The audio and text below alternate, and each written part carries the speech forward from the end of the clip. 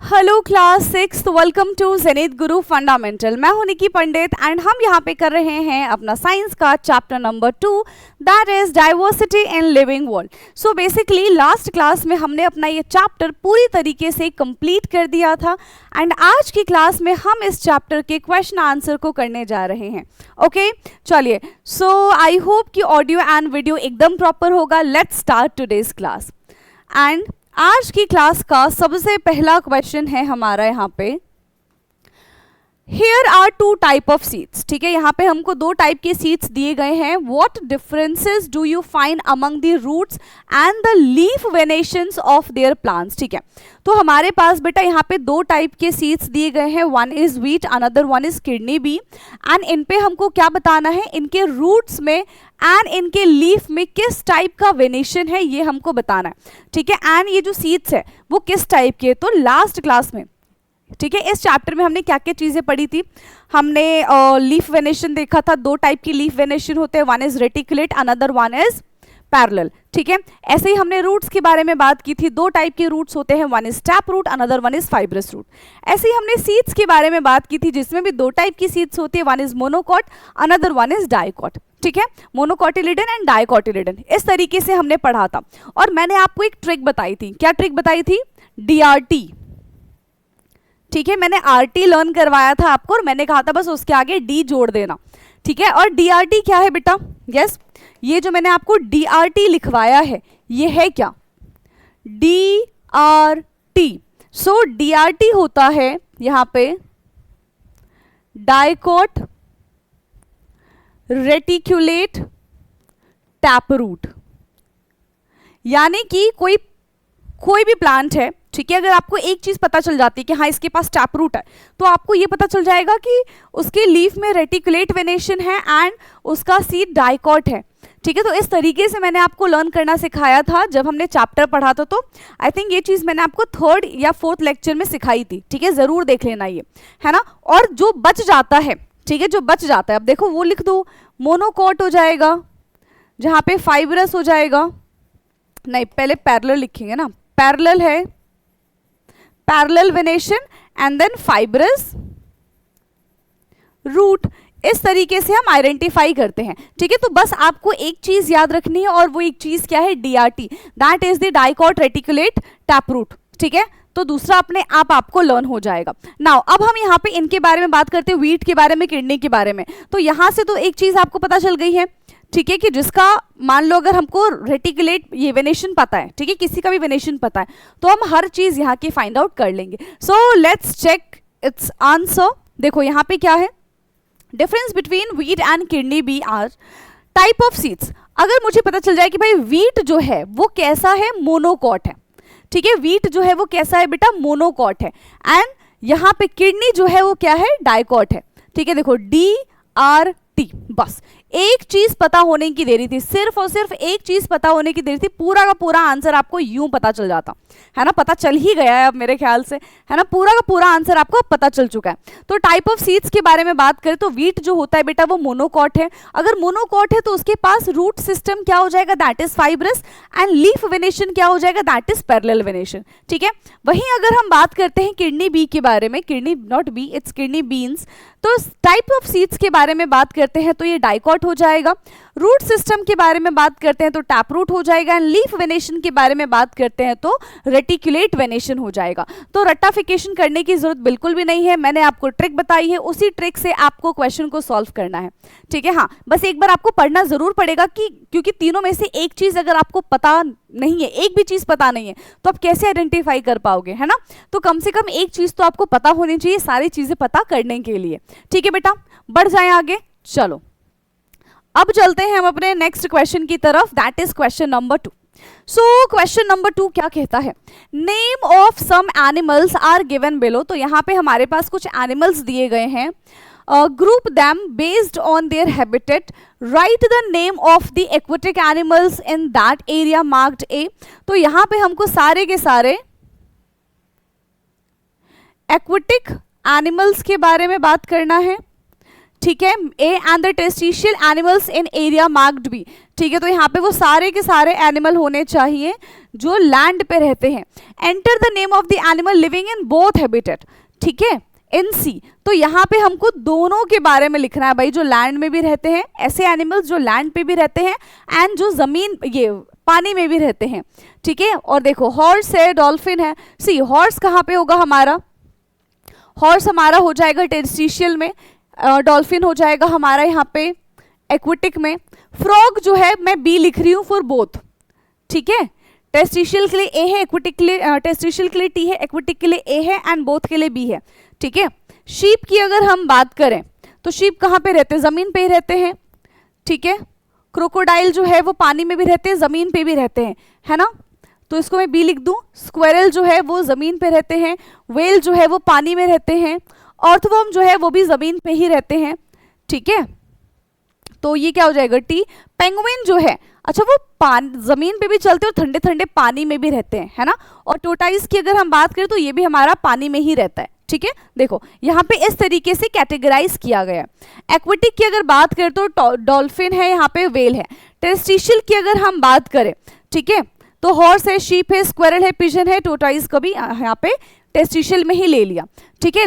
दोनों की अगर हम बात करें तो फ्रॉग एंड क्रोकोडाइल ये जमीन पे भी रहते हैं और ये पानी में भी रहते हैं, ठीक है। कहाँ कहाँ रहते हैं, ये जमीन पे भी रहते हैं और ये पानी में भी रहते हैं। स्पेशल केस देखो अर्थवर्म का, ठीक है, अर्थवर्म जमीन पे रहते हैं, साथ ही साथ लिव्स इन मॉइस्ट सॉइल, कहाँ पे रहना पसंद करते हैं, ये मॉइस्ट सॉइल में रहना पसंद करते हैं, ठीक है। कहाँ पे रहते हैं बेटा, मॉइस्ट सॉइल में रहना पसंद करते हैं। ओके चलिए नाउ नेक्स्ट क्वेश्चन के बारे में बात करेंगे हम, क्वेश्चन नंबर 3, ठीक है। So Manuj mother maintain a kitchen garden, one day she was digging out a radish from the soil, ठीक है, एक दिन उन्होंने रेडिश निकाला, है ना, ऐसे सॉइल में से, अपने खेत में से, and she told Manu that radish is a kind of a root, ठीक है, वो कहती है कि भाई रेडिश जो है वो एक प्रकार का रूट है।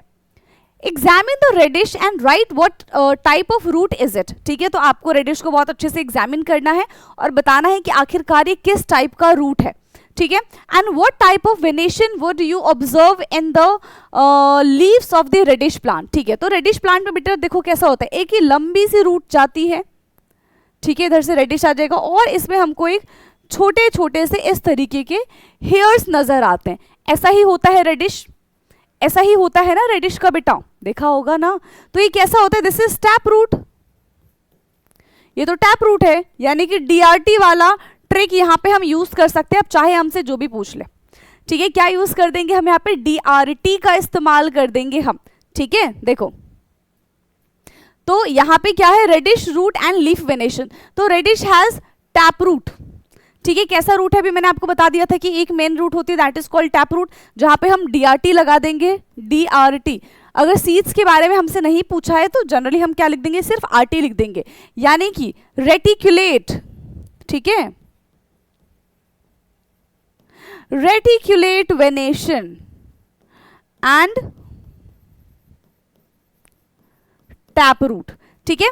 एक हो जाएगा हमारा यहाँ पे रेटिकुलेट वेनेशन एंड दूसरा हो जाएगा हमारा यहाँ पे टैप रूट। क्या मेरी इतनी बात आपको समझ में आई है, जल्दी बता दो, हाँ जल्दी जल्दी, क्या मेरी इतनी बात बेटा आपको समझ में आई है, यस आ गई होगी, है ना। चलिए सो रीजन क्या, देखो radish is a dicot plant, ये तो आपको पता ही था, ये तो आपको पता ही था, है ना, कि यहाँ पे रेडिश जो है वो कैसा प्लांट हो जाएगा, उसके सीड्स कैसे होंगे, डाइकॉट होंगे, ठीक है। नाउ नेक्स्ट क्वेश्चन है हमारा question number 4। So question 4th is, look at the image of the mountain goat and the goat found in the plains. Point out the similarities and the differences between them. What are the reason of these differences? ठीक है, तो similarities and differences बताने हैं बेटा हमको, है ना। देखो अगर मैं differences की बात करूँ तो इनकी स्किन देखो, है ना, जो गोट जो प्लेन पे रहते हैं उनकी स्किन भी बहुत ज़्यादा प्लेन है एंड जो माउंटेन पे रहते हैं उनकी स्किन बहुत ज़्यादा थिक है, ठीक है। तो ऐसा क्यों होता है, क्योंकि उनको उन कोल्ड क्लाइमेट से बचाना होता है, तो उस तरीके से ही उनकी जो बॉडी स्ट्रक्चर है, उनका जो स्किन है वो डिज़ाइन होता है, ठीक है, पहली चीज़। दूसरी चीज़, ये थोड़े भयंकर से भी दिख रहे हैं, है ना, और जो टेरेस्ट्रिशियल वाले यानी कि जो प्लेन वाले होते हैं वो थोड़े से मासूम से क्यूट से दिखते हैं, राइट। पैर की अगर हम देखो बात करें तो पैर मुझे ऑलमोस्ट सिमिलर ही लग रहे हैं, ठीक है। सो ये इनके बीच में डिफरेंसेस हैं एंड क्या है, सिमिलैरिटीज हैं, राइट। देखो नेचर के बेस पे हम डेफिनेटली सिमिलैरिटीज एंड डिफरेंसेस बता सकते हैं, क्योंकि हर एक एरिया का अपना अलग अलग हैबिटेट होता है, तो उसी हिसाब से जो प्लांट्स वहाँ पे सर्वाइव करते हैं, जो एनिमल्स वहाँ पे सर्वाइव करते हैं, उनका स्ट्रक्चर उसी तरीके से होता है, ठीक है। नाउ देखो क्या है, सबसे पहले यहाँ पे सिमिलैरिटीज के बारे में बात की गई, भाई दोनों के दोनों मैमल्स हैं, ये तो ठीक है, दोनों के दोनों मैमल्स हैं, सिमिलैरिटीज है। Both are herbivorous. हर्बीवोरस का मतलब क्या होता है, हाँ, जो क्या खाते हैं, जो सिर्फ और सिर्फ प्लांट्स को खाते हो, ठीक है। हर्बीवोर्स क्या होते हैं, जो सिर्फ और सिर्फ प्लांट को ईट करते हो। एंड बोथ हैव 4 लेग्स, ये बताने वाली बात भी नहीं थी वैसे तो, चलो, तो ये सिमिलैरिटीज हैं उन दोनों गोट के बीच में, ठीक है। गोट, हाँ, ग्रेटेस्ट ऑफ ऑल टाइम, ठीक है। तो उन गोट के बीच में ये सिमिलैरिटीज है। Now will talk about the differences. अब जरा इनके डिफरेंसेस के बारे में बात करते हैं। सो जो माउंटेन गोट है, हैबिटेट क्या हो जाएगा उसका, माउंटेन उसका हैबिटेट हो जाएगा। एंड जो प्लेन गोट है उनका, प्लेन गोट वो वाला प्लेन नहीं, ठीक है, जो प्लेन गोट है उनका हैबिटेट क्या हो जाएगा, ऑफ कोर्स प्लेन्स ही होगा। बॉडी की अगर बारे में बात करें तो भाई देखो हमने डिस्कस किया था, थिक फर होता है माउंटेन वाले गोट के पास, है ना, और लेस फर प्रेजेंट होता है प्लेन वाले गोट के पास। लेग्स के बारे में अगर हम बात करें तो इनके लेग्स कैसे होते हैं, स्ट्रॉन्ग, एडेप्टेड फॉर क्लाइंबिंग, है ना, ऐसे चढ़ना होता है ना उनको माउंटेन्स पे, है ना, तो उनके जो पैर होते हैं वो बहुत मजबूत होने चाहिए ताकि वो आराम से चढ़ पाए, ठीक है। वहीं जब हम प्लेन वाले गोट के बारे में बात करते हैं तो इनके नॉर्मल लेग होते हैं, क्योंकि इनको इस तरीके से स्लैंट हाइट में चढ़ना नहीं होता है, राइट। चलिए उसके बाद बात करते हैं हूफ्स के बारे में। तो grip for Rocky surface and flat for land, तो इनको कोई ग्रिप बनाने की जरूरत नहीं है जो गोट लैंड पे रहते हैं। लेकिन जो गोट माउंटेन एरियाज में रहते हैं, ठीक है, जो गोट माउंटेन एरियाज में रहते हैं उनको बेटा उनकी ग्रिप बहुत ज़्यादा कैसी होनी चाहिए, मजबूत होनी चाहिए, क्योंकि उनको ऐसे पकड़ बनानी पड़ती है ऐसे ऊपर स्लैंट हाइट में चढ़ने के लिए, ठीक है। एंड देखो यहाँ पे क्या है, differences occur due to the adaptation to habitat. और ये डिफरेंसेस बेटा किस वजह से आ रहे हैं, ये डिफरेंसेस उनके एडेप्टेशन की वजह से आ रहे हैं कि किस रीजन में ये रहते हैं और किस टाइप की चीज़ों को इन्होंने अडेप्ट कर रखा है। क्लियर, चलो नाउ नेक्स्ट क्वेश्चन है यहाँ पे, question number 5th। Group the following animal into 2 group based on any features other than those discussed in chapter, ठीक है। Cow, cockroach, pigeon, bat, tortoise, whale, fish, grasshopper and lizard, ठीक है। तो इनको हम किस किस बेस पे कैटेगराइज कर सकते हैं, एनी आइडिया? देखो क्लास में हमने किस किस बेसिस पे कैटेगराइज किया था, हैबिटेट के बेसिस पे, ठीक है, कौन उनके मूवमेंट के बेसिस पे, सेकेंड थिंग, ठीक है, थर्ड थिंग उनके बॉडी स्ट्रक्चर के बेसिस पे, फोर्थ थिंग कि वो कहाँ पे रहते हैं, है ना, उनके बेसिस पे हमने इनको कैटेगराइज किया था, राइट। तो यहाँ पे अब हम किस बेसिस पे कैटेगराइज करेंगे ये हमसे पूछ रहे हैं। एंड इन्होंने हमसे एक और बात भी कह दी है भाई, क्या बात कह दी है मैम? इन्होंने हमसे कहा है कि group the following animal into 2 group based on any feature other than those discuss in the chapter. जो चैप्टर में डिस्कस नहीं हुआ है उसके बारे में हमको यहाँ पे बताना है। तो कैसे डिस्कस करेंगे बेटा? काऊ है, ठीक है, 4 पैर वाला काऊ है, एंड कॉकरोच है, ठीक है, छोटा है, पिजन है, बैट है, टोटॉइज है, व्हेल है, फिश है, ग्रास हॉपर एंड लिजर्ड है। तो कुछ ऐसे एनिमल्स हैं जो यहाँ पे पानी में रहते हैं, कुछ ऐसे एनिमल्स हैं यहाँ पे जो जमीन पे रहते हैं, कुछ ऐसे एनिमल्स हैं जो उड़ते भी हैं, देख रहे हो, जैसे कॉकरोचेस है उड़ते हैं ना, पिजन जो है वो उड़ते हैं, बैट जो है वो उड़ते हैं, ठीक है। तो कैसे हम इनको डिस्टिंग्विश करेंगे, फटाफट से सोच के बताओ। पहले 1 सेकेंड का पॉज करो, 1 सेकंड का क्या ही पॉज करोगे, आप अपनी वीडियो को पॉज कर सकते हो, ठीक है। एंड सोचो जरा कि आप इसको किस तरीके से डिफरेंशिएट करेंगे, एंड देखते हैं कि आपने जो सोचा है वही मैंने यहाँ पे आपके लिए लिखा है कि नहीं लिखा है, ठीक है। चलो सोच लिया, कर लिया वीडियो पॉज, चलो भाई। सो देखो यहाँ पे क्या है, वर्टिब्रेट्स एंड इनवर्टिब्रेट्स, ये तो मैम हमने पढ़ा ही नहीं, है ना, ये तो हमने चैप्टर में पढ़ा ही नहीं। तो देखो वर्टिब्रेट्स का मतलब क्या होता है, ऐसे हम बोल सकते हैं कि ऐसे एनिमल विच हैव बैकबोन, ठीक है, जिनकी बैकबोन होती है, हमारी बैकबोन है ना, सो वी आर वर्टिब्रेट्स, ठीक है। और इनवर्टिब्रेट्स क्या होते हैं, जिनके पास बैकबोन प्रेजेंट नहीं होता है। तो ये हमने चैप्टर में डिस्कस नहीं किया था।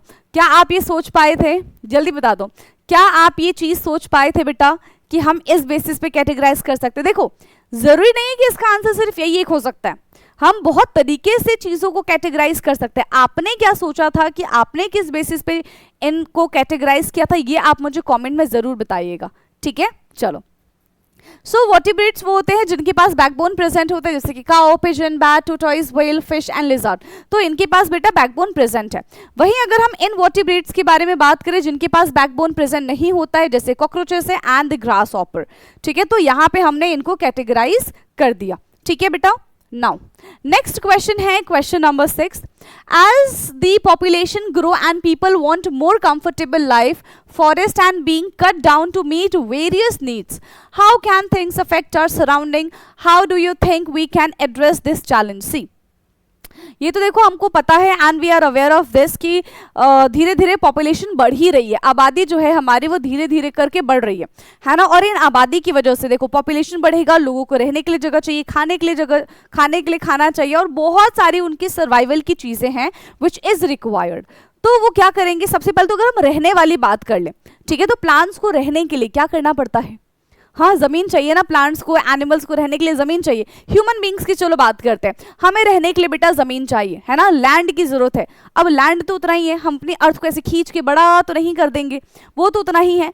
तो उसके चक्कर में हम क्या करते हैं कि हमारे पास बहुत सारे जंगल्स हैं, वी नो दैट, हम उन जंगलों को कट करना शुरू कर देते हैं, तो उसके क्या कॉन्सिक्वेंसेज होंगे and what is the solution, ठीक है, ये यहाँ पे हमको डिस्कस करना है। सी, पेड़ काटेंगे डिफॉरेस्टेशन होगा, डिफॉरेस्टेशन होगा सॉइल इरोजन होगा, सॉइल इरोजन होगा हमारा वाटर साइकिल डिस्टर्ब हो जाएगा, वाटर साइकिल डिस्टर्ब हो जाएगा तो ड्रॉट आ जाएगा, है ना, देख रहे हो कितनी सारी चीज़ें हो जाएंगी, कितनी कितनी कितनी सारी चीज़ें हो जाएंगी।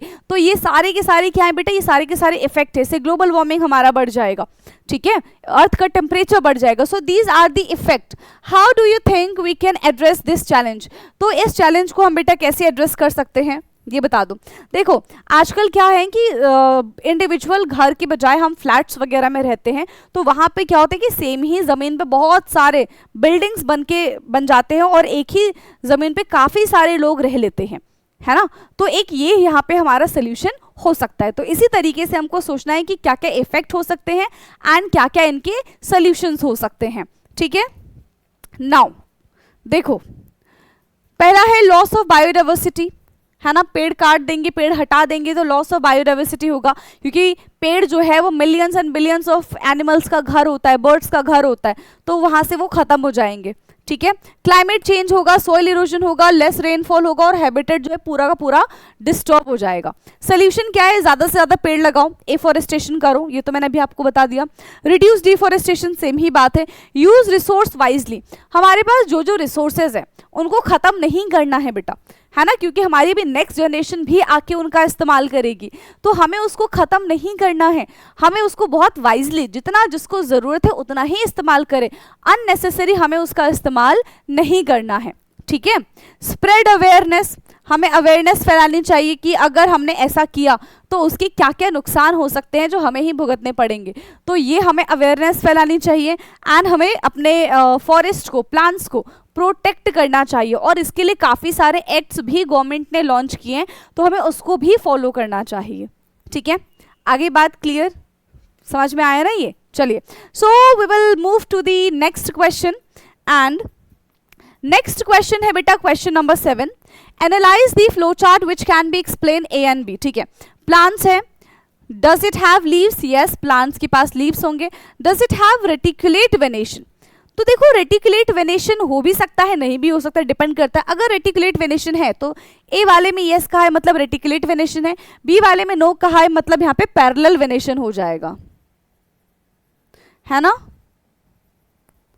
और अगर यहाँ पे रेटिकुलेट वेनेशन के लिए यस कहा है, ठीक है, रेटिकुलेट वेनेशन के लिए यस कहा है, तो यहाँ पे डीआरटी हो जाएगा हमारा, डीआरटी यानी कि डाइकॉट, है ना, डाइकॉटिलिडन, और ये रेटिकुलेट, और यहाँ पे टैप रूट, और बाकी जो बच गया वो यहाँ पे हो जाएगा, ठीक है, क्लियर है। चलिए देखो, so plants have leaves, yes, if reticulate venation, तो अगर रेटिकुलेट वेनेशन है तो हम ए पे जाएंगे, अगर रेटिकुलेट वेनेशन नहीं है तो हम बी पे जाएंगे। अब देखो, अगर रेटिकुलेट वेनेशन है तो भाई वो डाइकॉट होगा, अभी बता दिया था, एंड दूसरा क्या हो जाएगा यहाँ पे, इसके लीव्स, ये रूट के बारे में बात करें तो डीआरटी टैप रूट हो जाएगा, है ना।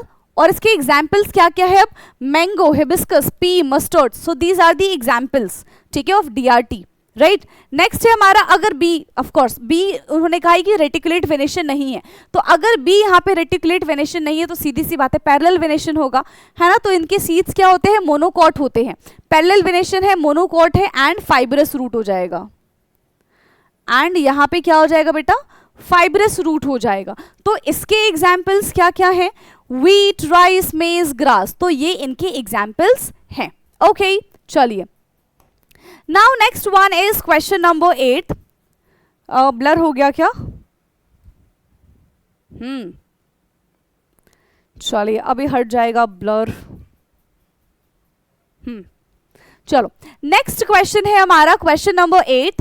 राज argues with his friend Sanjay that गुड़हल यानी कि hibiscus plant is shops, what questions can ask by the clarification. ठीक है, तो यहाँ पे आप देख रहे हो क्वेश्चन पूरा इन्होंने कैसे घुमा दिया, बोल रहे अब बहुत आंसर लिख लिया भाई तुम लोगों ने, है ना, बहुत आंसर लिख लिया, अब आपको आंसर नहीं लिखना है।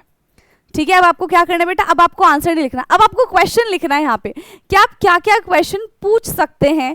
ठीक है, आपसे कहा गया है कि भाई गुड़हल जो है वो शॉप है, तो ये जानने के लिए कि वाकई गुड़हल एक शॉप्स है तो आप उससे रिलेटेड क्या क्या क्वेश्चंस पूछ सकते हैं, उनके रूट्स के बारे में बात कर सकते हैं, उनके स्टेम के बारे में बात कर सकते हैं, मतलब क्वेश्चन पूछ सकते हैं। ठीक है, उनकी हाइट के बारे में क्वेश्चन पूछ सकते हैं। ठीक है, वो कितना टेंडर है, कितना सॉफ्ट है, इनके बारे में बात कर सकते हैं, फिर कितना वुडी है, बशेस है, कहाँ से उनके ब्रांचेस निकल रहे हैं, इस टाइप का आप क्वेश्चन यहाँ पे पूछ सकते हैं। तो आपको आइडिया लग जाएगा कि यस जो गुड़हल है, ठीक है, जो हिबिस्कस है वो वाकई शॉप्स की कैटेगरी में आता है कि नहीं आता। ठीक है, चलिए लेट्स सी दी आंसर, यानी कि यहाँ पे क्वेश्चन ही बोलेंगे हम। ठीक है, so to check whether hibiscus is shrub, Sanjay ask does the plant have woody stem। देखो ये बता था, पहले पूछो क्वेश्चन पूछो कि क्या प्लांट्स के पास woody stem है। पहला, is the stem hard or not very thick like a tree, does it have many branches near the base, है ना। what is the height of the plant, medium size of course, is the stem green or soft। ठीक है, ये पूछना है हमको, और इन सारे क्वेश्चन से जो भी आंसर आएगा हमें पता चल जाएगा कि यस जो हिबिस्कस है, ठीक है, वो शॉप्स की कैटेगरी में आ रहा है कि हर्ब्स की कैटेगरी में आ रहा है या फिर ट्री की कैटेगरी में आ रहा है। ठीक है, तो ये क्वेश्चन से ही हम आइडेंटिफिकेशन कर पाएंगे। तो यहाँ पे बेसिकली हमको आंसर नहीं लिखना था, यहाँ पे सिंपल सा हमसे सिर्फ और सिर्फ क्वेश्चन ही पूछना था, तो इस तरीके से हमने यहाँ पे क्वेश्चन पूछ लिया। ठीक है बेटा, चलो नेक्स्ट क्वेश्चन है, next question is question number 9। Based on the information in the table find out the example of these plants for each group. ठीक है, dicot, taproot, monocot, fibrous root. ठीक है, तो इसका हमको एग्जाम्पल देना। अभी अभी तो हम कर आए ये क्वेश्चन, याद आ रहा है, अभी अभी तो हम कर आए क्वेश्चन, याद करो जल्दी जल्दी जल्दी। डीआरटी का क्या बताया था हमने, मैंगो पढ़ा था, हिबिस्कस पढ़ा था। ठीक है, याद आ रहा है, नहीं आ रहा है। एंड फाइब्रस वाले में हमने क्या क्या चीजें पढ़ी थी, ये डीआरटी में हमने पी प्लांट भी पढ़ा था। सो ये काफी सारे इसके एग्जाम्पल है। ठीक है, चलो एक मैंगो कर लो यहाँ पे। एंड फाइब्रस वाले में बेटा हमने क्या क्या चीजें पढ़ी थी, जल्दी सोच के बताओ, जल्दी जल्दी जल्दी, इतनी जल्दी आंसर भूल गए। हाँ, क्या होगा, जल्दी सोच के मुझे कमेंट करके बताओ। ठीक है, कि फाइब्रस वाले में क्या होगा example. What other similarities do plant of group A have and what other similarities do plant of group B have. ठीक है, तो कुछ कुछ आपको एग्जाम्पल्स लिखने हैं, फिर आपको बताना है कि भाई इनमें क्या क्या सिमिलैरिटीज हैं। ठीक है, इनमें क्या क्या सिमिलैरिटीज है। देखो मैंगो, पी प्लांट, मस्टर्ड, ये हमारा डाइकोट एंड टैपरूट का एग्जाम्पल हो गया। मोनोकोट फाइब्रस का एग्जाम्पल है व्हीट, राइस एंड मेज, जो अभी हम पढ़कर आए। ठीक है, सिमिलैरिटीज इन ग्रुप ए में देखो तो सबके पास रेटिकुलेट वेनेशन होगा, टैपरूट होगा और 2 कोटिलिडन्स होंगे। सिंपल ना, सिंपल।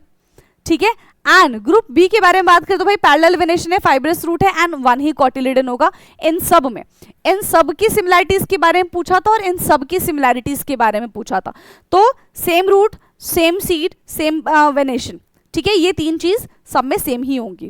ठीक है, इनमें तीनों में सेम होगी और इन तीनों में भी सेम होगी। क्लियर है बेटा, चलिए नेक्स्ट क्वेश्चन है question number 10 and this is the last question of this chapter. फिर उसके बाद ये चैप्टर हमारा पूरी तरीके से खत्म हो जाएगा। Now observe the labelled part of the duck in the picture given below. What differences do you observe in the feet of the duck compare to the other birds. Which activity would the duck able to perform using this part. तो देखो यहाँ पे दो चीजें हैं, pigeon का अगर हम फीट देखें एंड डक का हम फीट देखें तो वेब्ड फीट है जो कि इनको, डक को क्या करता है, पानी में, है ना, हेल्प करता है मूव करने में, प्लस उनको ग्रिप बनाने में हेल्प करता है, जबकि पिजन को पानी में नहीं जाना है, उनको ज़मीन पे चलना है। तो इस तरीके से इनका, इस तरीके से देखो किसी भी चीज़ को आराम से ऐसे पकड़ सकते हैं, है ना, बट इनके में उस तरीके का नहीं है, ठीक है। सिर्फ एंड पार्ट से अगर पकड़ना चाहे तो वहाँ से पकड़ सकते हैं, अदरवाइज नहीं पकड़ पाएंगे किसी चीज़ को, लेकिन ये आसानी से चीज़ों में ग्रिप बना सकते हैं, है ना। इनको पानी पे तैरना नहीं है, इस तरीके से छपाक छपाक करके इनको चलना नहीं है, राइट। तो इसी तरीके से इनके जो पैर है वो डिज़ाइन किए गए हैं, ठीक है। Now duck versus other birds, तो डक के जो फीट होते हैं वो कैसे होते हैं, वेब्ड फीट होते हैं of course, and other bird like pigeon की कैसे फीट होते हैं, क्लॉड फीट होते हैं, ठीक है, और सेपरेटेड टोज बोल सकते हैं। फंक्शन देखो भाई, फंक्शन क्या है, क्योंकि इनको देखो वेब्ड फीट वाले को स्विमिंग करना होता है, ठीक है, पैडल इस तरीके से छपक छपक करके उनको आगे बढ़ना होता है, लेकिन अगर हम अदर बर्ड्स के बारे में बात करें तो उनको कुछ भी नहीं करना होता है, ठीक है। उनको ऐसे अगर हम पिजन के ही बारे में बात कर ले तो उनको पानी में इस तरीके से छपाक छपाक नहीं करना है, उनको सिर्फ उड़ना है और ज़मीन पे नॉर्मली चलना है, ठीक है। एंड देखो ये जो वेब्ड फीट है ना, ये इनको क्या करता है, ईजिली स्विम करने में हेल्प करता है, ठीक है। अगर वो नहीं होंगे तो वो भी डूब जाएंगे, से सिंक कर जाएंगे, ठीक है। सो यहाँ पे बेटा हमने सारे के सारे क्वेश्चंस कर लिए हैं कंप्लीट, एंड किसी भी क्वेश्चन आंसर में कोई भी डाउट आता है, देखो यहाँ से आप अपने आंसर्स लिख सकते हैं, उसके बाद भी अगर कोई भी थोड़ा सा भी डाउट आता है तो आप मुझसे कमेंट करके पूछ सकते हैं, आपके कमेंट का आंसर ज़रूर मिल जाएगा। ओके, सो आज के लिए इतना काफ़ी है। अब हमारी मुलाकात होगी अपने नए चैप्टर में, है ना। अब हम अपना 3rd चैप्टर स्टार्ट करेंगे, ठीक है, जिसमें हम और नई नई चीज़ें जानेंगे और चीज़ों को एक्सप्लोर करेंगे। तो मिलते हैं वहाँ पे, तब तक के लिए पढ़ाई करो, क्वेश्चन आंसर लिखो अपनी कॉपी में, ठीक है, एंड मिलते हैं फिर नेक्स्ट क्लास में। Thank you so much, good night everyone, bye bye, take care.